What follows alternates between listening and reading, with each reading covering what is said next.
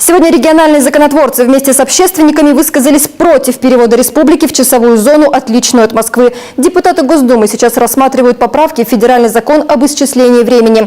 Парламентарии предлагают пересмотреть часовые пояса и определить, по какому времени должен жить каждый регион. Если изменения примут, жизнь в Коми будет отличаться от Москвы на 1 час. Татьяна Супряткина о спорной инициативе. Сегодня в России 9 часовых поясов. Коми, как и большинство центральных регионов, входит во вторую зону. То есть живем мы сегодня по московскому времени. После внесения поправок в федеральный закон мы окажемся в 3-й часовой зоне. Разница с Москвой будет составлять 1 час. Над временными поправками депутаты Госдумы работают уже с января. Спорных точек, по которым нет единого мнения, и в регионах, и в Москве 3.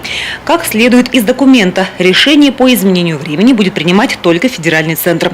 Мнение субъектов не учитывается, хотя раньше любое изменение должен был утвердить еще и руководитель региона. Вторая очень важная поправка – предлагается перейти на зимнее время. Напомню, что с 2011 года мы живем по летнему времени, не меняя его по сезонам. Данной поправкой предлагается перейти на зимнее время, то есть перевести стрелки часов на 1 час назад. К слову, по московскому времени мы живем уже больше 20 лет. До 92-го разница со столицей страны составляла 1 час. Сегодня многие вспоминают. В те годы часто возникала путаница при транспортных перевозках на автомобильных и железнодорожных маршрутах.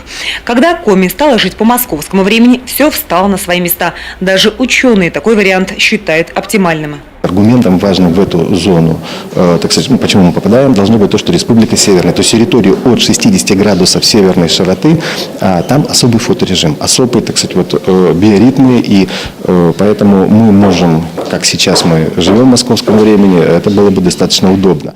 Сами жители Коми в этом вопросе единодушны. Почти 85% граждан против перевода времени. Такие данные в результате интернет-опроса получило региональное агентство по СМИ. Нам удобно, мы уже привыкли, и менять ничего не хочется. Если сегодня передачи, которые интересны, идут 23 часа, да, там, скажем, корреспонденты выступают, да, и во сколько же мы, пенсионеры, сядем и будем смотреть?